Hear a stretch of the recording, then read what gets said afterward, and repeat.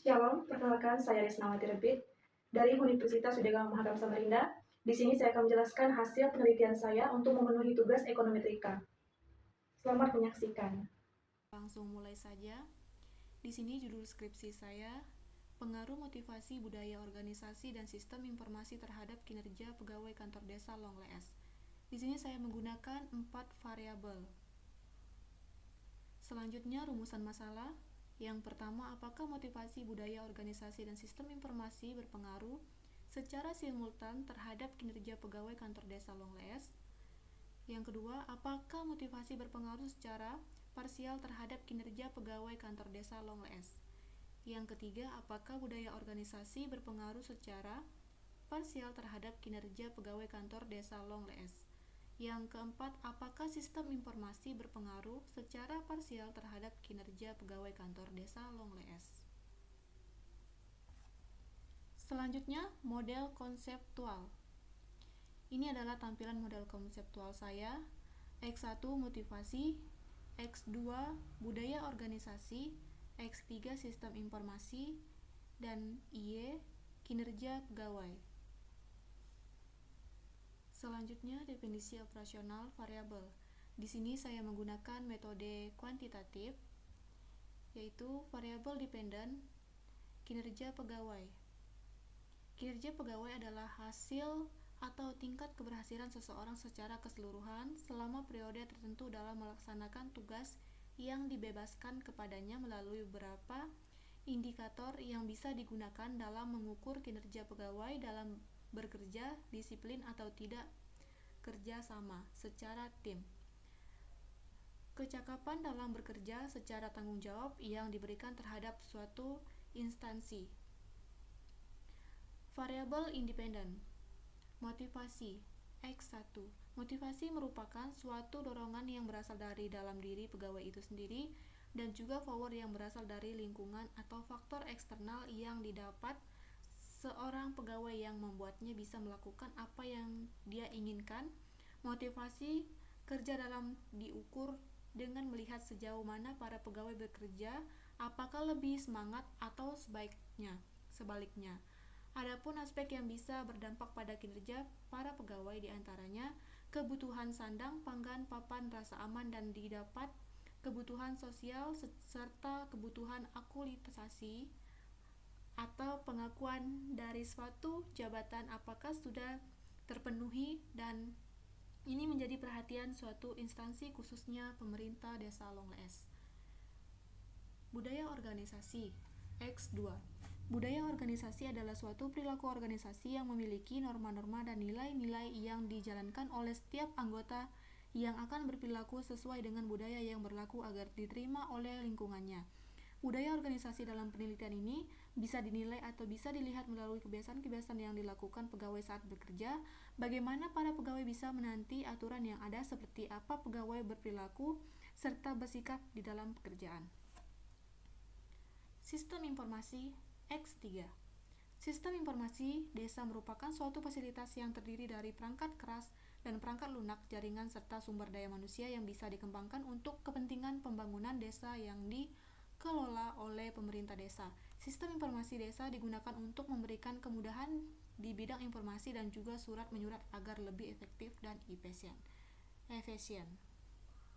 Selanjutnya, populasi dan sampel. Dalam penelitian ini, populasi yang ada di kantor desa Longlees 35 orang yang terdiri dari kades, staf desa, badan permusyawaratan desa, lembaga adat, dan lembaga pemberdayaan desa.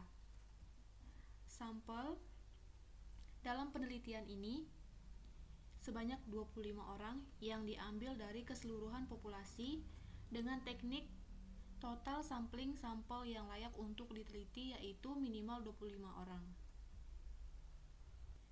Teknik pengumpulan data yang saya gunakan dalam data ini adalah data primer.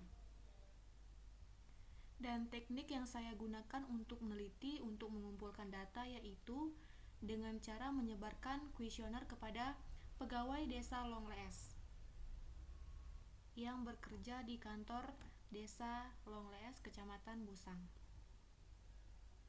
Dan hasil dari kuesioner tersebut, skala pengukuran dan skor yaitu sangat setuju skor 4, setuju skor 3, tidak setuju skor 2, dan sangat tidak setuju skor 1.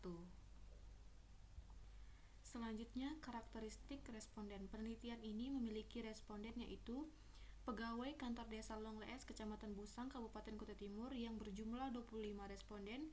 Kuesioner penelitian disebarkan melalui Google Form objek pada tanggal 8 Juli 2025. Karakteristik seperti jenis kelamin, pendidikan, serta usia menjadi responden yang akan diteliti. Berdasarkan jenis kelamin, laki-laki 14 responden, persentase 56%. Jenis kelamin perempuan 11 responden, persentase 44%. Responden berjumlah 25 responden, persentase menjadi 100%.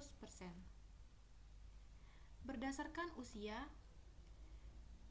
20-30 berjumlah 25 responden, 88%. Usia 30-40 berjumlah 3 responden, 12 persentase. Langsung saja masuk ke bab 5, analisis dan pembahasan. Uji coba instrumen. Uji coba instrumen terbagi menjadi 2 uji, yaitu uji validitas dan uji reliabilitas. Cara mengujinya sama. Yang pertama kita ke uji validitas dulu. Langsung saja kita ke Excel. Blok semua data yang telah kita kumpulkan melalui kuesioner. Ctrl C. Masuk ke SPSS. Lalu Ctrl V. Langsung saja ke Analyze. Klik Scale. Klik Reliability Analysis. Lalu semua variabel ini dipindahkan ke variabel sebelah. Blok saja. Langsung dipindahkan. Klik Analisis. Statistik. Lalu pilih Scale if item delete. Klik Continue. Klik OK. Dan hasilnya ini. Ini dia hasil validitas dan reliabilitas. Ini dia hasil validitas dan ini hasil reliabilitas. Cara menguji validitas dan reliabilitas itu sama. Kita langsung saja cek di Word. Ini dia hasil validitas. Semua hasil validitas valid. Artinya di sini hasil uji validitas yang telah dilakukan pada masing-masing variabel penelitian, jadi dapat disimpulkan bahwa pernyataan pada tabel 5.1 memiliki nilai R hitung lebih besar dari R tabel, maka pernyataan tersebut dapat dinyatakan valid. Dan uji reliabilitas, ini dia hasil uji reliabilitas, sama seperti yang ada di SPSS.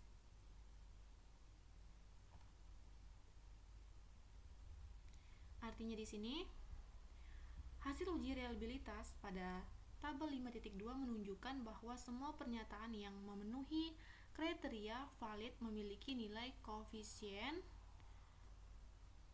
alfa lebih besar dari 80, maka dapat disimpulkan bahwa semua pertanyaan pada tabel 5.2 dinyatakan reliable. Selanjutnya, uji asumsi klasik. Di sini uji asumsi klasik dibagi menjadi 4 uji, yaitu uji normalitas, uji multikolinialitas, uji heterokedasitas, uji linearitas. Yang pertama, kita akan uji normalitas. Di sini saya menggunakan uji histogram. Langsung saja kita masuk ke SPSS.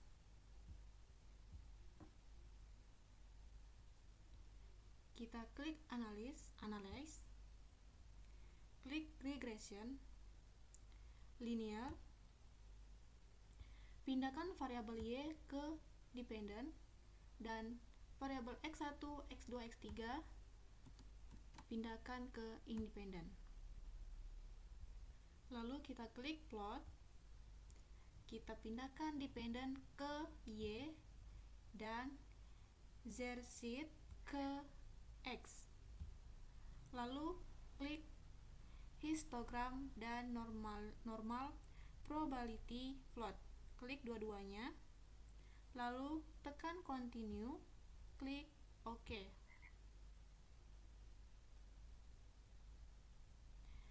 Lalu ini hasilnya, dan ini dia hasilnya dari uji histogram yang telah kita uji. Langsung saja kita masuk ke Word. Nah, ini dia hasil dari uji histogram. Artinya di sini yaitu berdasarkan gambar 5.2 diketahui bahwa hasil histogram residual terstandarisasi pada gambar di atas dapat dilihat bahwa sebaran residual membentuk pola yang menyerupai distribusi normal, yaitu simetris dan mengelompok di sekitar nilai 0. Rata-rata sin dual sebesar min 538E min 16 yang mendekati 0 serta standar deviasi sebesar 0,935 menunjukkan bahwa data residual tidak menyimpang secara signifikan dari distribusi normal. Selain itu, sebagian besar nilai residual berada dalam rentang min 2 hingga plus 2 tanpa ada outlier ekstrem. Dengan demikian, secara visual dapat disimpulkan bahwa asumsi normalitas visual pada model regresi ini terpenuhi. Selanjutnya kita masuk ke uji multikolinearitas. Langsung saja kita masuk ke SPSS. Kita klik Analyze, Regression, Linear. Pindahkan variabel Y ke dependent, variabel X ke independent. Lalu klik statistik, pilih collinearity diagnostic, klik. Lalu kita pilih continue, klik OK.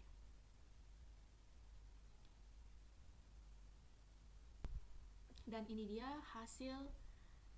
hasilnya di tolerance dan FIB 0,421, 0,446 dan 0,20, dan FIB 2,378, 2,242, 3,27. Kita lihat di Word apakah sesuai. Ini dia hasilnya dari hasil uji multikolinearitas.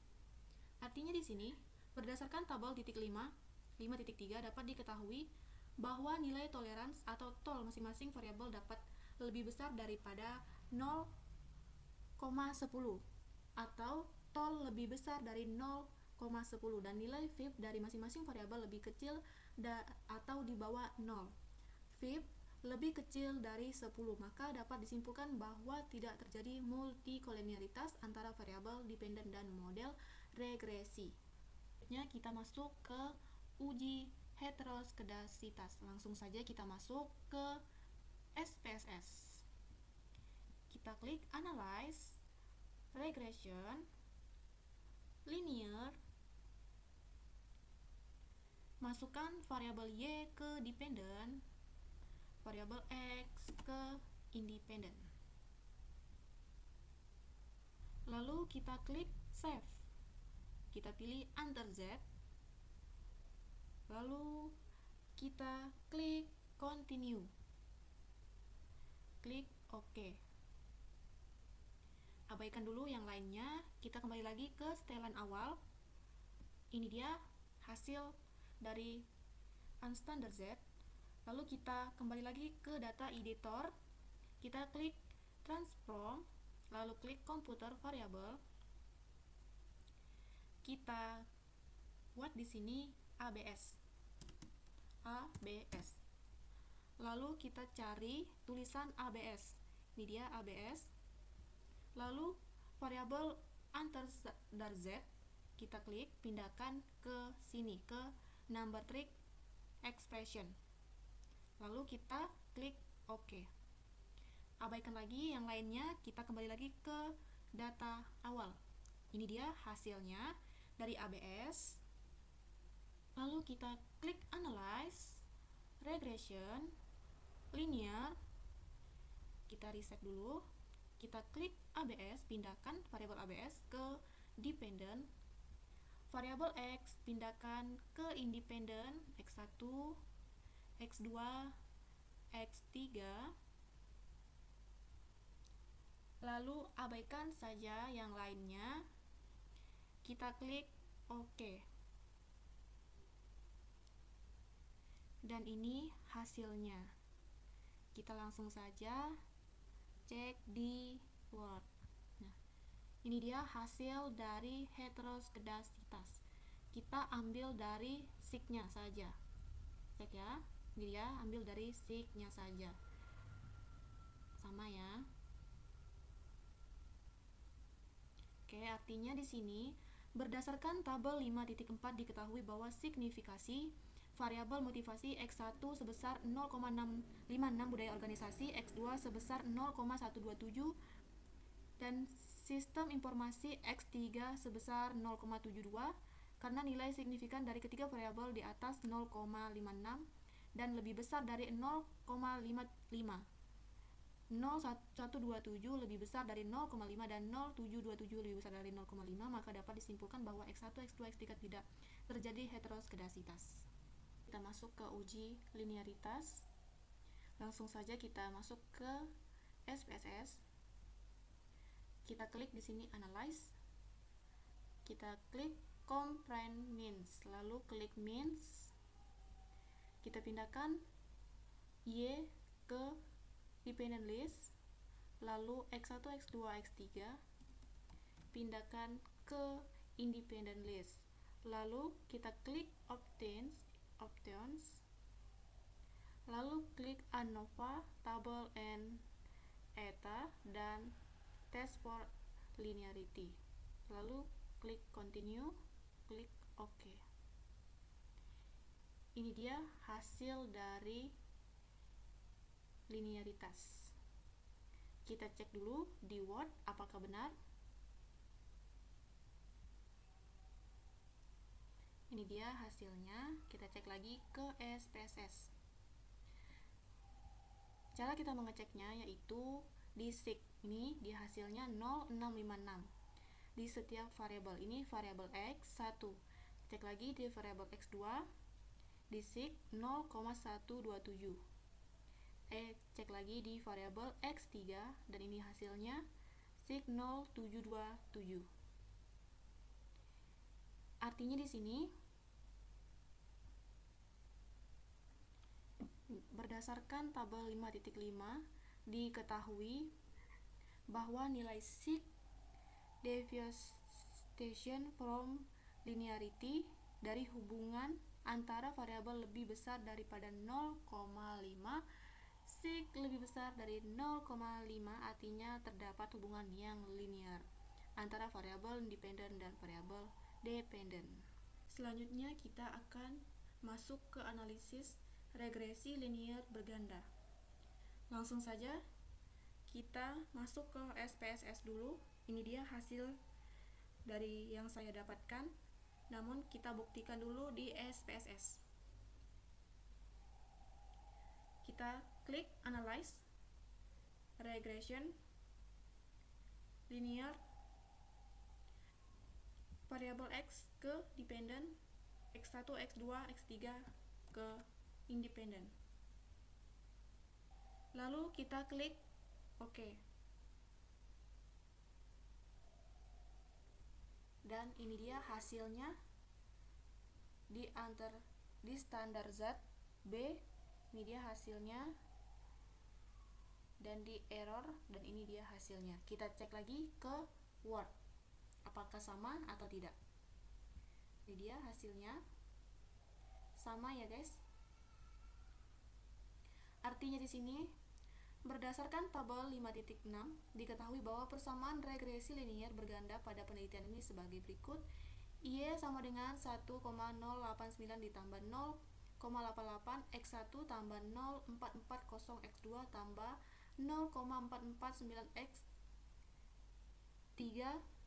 Berikut adalah interpretasi masing-masing nilai tersebut.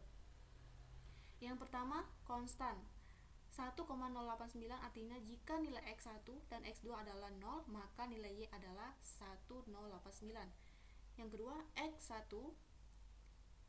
0,885, artinya jika X1 naik 1 satuan, maka Y akan menurun sebesar 0,885. X2 0,440, artinya jika X2 naik 1 satuan, maka Y akan meningkat 0,440. Dan X3 0,449, artinya jika X3 naik 1 satuan, maka Y akan meningkat 0,449. Ini dia hasil dari analisis regresi linear berganda. Selanjutnya kita masuk ke uji korelasi. Langsung saja kita masuk ke SPSS dulu, bandingkan dengan hasil yang ada di Word, apakah sama atau tidak. Langsung saja kita masuk ke SPSS. Kita klik Analyze Correlation Bivariate. Kita pindahkan semua variabel X dan Y ke sebelah. Lalu langsung saja klik OK. Ini dia hasilnya dari uji korelasi. Yang kita ambil dari uji korelasi ini yaitu dari versionnya korelasi yang ada di Y. Seperti misalnya 0,837. Kita lihat di Word apakah sama. 0,837 ini ya, betul 0,837. Kita cek lagi di X2 0,395. Kita cek lagi 0,395 di Word. Ini dia sama 0,395. Itu artinya sangat lemah, dan yang 837 sangat kuat, dan 0,94 sedang, dan Y-nya 1 sempurna. Artinya di sini berdasarkan tabel 5.7 yang merupakan hasil korelasi secara parsial, diperoleh bahwa variabel motivasi X1 memiliki hubungan sangat kuat dan positif dengan variabel kinerja karyawan Y dengan koefisien korelasi sebesar 0,880, sementara itu variabel budaya organisasi X2 memiliki hubungan yang lemah atau moderat dan positif dengan variabel kinerja karyawan Y dengan koefisien korelasi 0,9395, sedangkan variabel sistem informasi X3 memiliki hubungan yang sedang dengan koefisien korelasi 0,694. Kita masuk ke uji determinasi. Ini dia hasil uji yang saya dapatkan.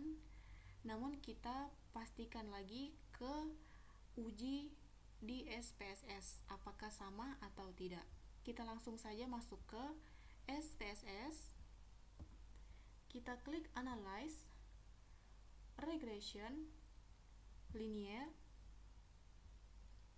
Pindahkan variabel Y ke dependent. Variabel X kita blok semua, pindahkan ke independent. Lalu kita klik OK. Ini dia hasil dari uji determinasi R-square-nya. Di sini yang kita ambil adalah R-square-nya. Kita cek lagi ke Word apakah sama. Ini dia hasilnya 0,775. Dan artinya di sini berdasarkan tabel 5.9 diketahui bahwa hasil koefisien determinasi R² adalah 0,775 atau 77,5%. Artinya motivasi X1, budaya organisasi X2, dan sistem informasi X3 mempengaruhi kinerja karyawan sebesar 77,5%. Sisanya yaitu 22,5% dipengaruhi oleh variabel lain yang tidak diteliti pada penelitian ini. Ini dia hasil uji determinasi. Selanjutnya kita masuk ke uji hipotesis, yaitu uji F dan uji T. Ini dia hasil dari uji F yang saya dapat. Rumus dari uji F yaitu df1 sama dengan k dikurang 1 sama dengan 3 dikurang 1 sama dengan 2, df2 sama dengan dalam kurung n kurang k dalam kurung sama dengan 26 dikurang 3 sama dengan 23. A sama dengan 0,05 atau 5%. Di F tabel dalam kurung A df1 df2 sama dengan 0,05223 sama dengan 3,442. Diketahui K kebanyakan variabel, N jumlah sampel, A tingkat kepercayaan 0,05 atau 5%. Langsung saja kita masuk ke uji F.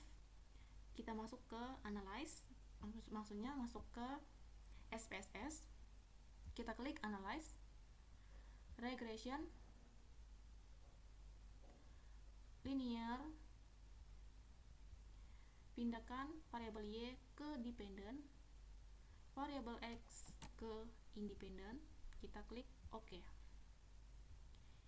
Ini dia hasil dari uji F, yaitu 24.094. Kita lihat dulu di Word apakah sama. Ini dia hasil uji F 24.094. Sama ya. Itulah caranya mencari uji F. Kita lanjut lagi ke uji T. Cara mencari uji T sama seperti uji F. Namun kita coba ke SPSS dulu. SPSS, analyze, regression, linear, lalu variabel Y ke dependent, variabel X ke independent, lalu klik OK. Ini dia hasil dari uji T. Ini dia, kita cek ke Word apakah sama. Nih, ini dia hasil dari uji T. Setiap variabelnya sama ya. Sampai di sini penjelasan saya. Semoga bermanfaat bagi kita semua. Kurang dan lebihnya saya mohon maaf.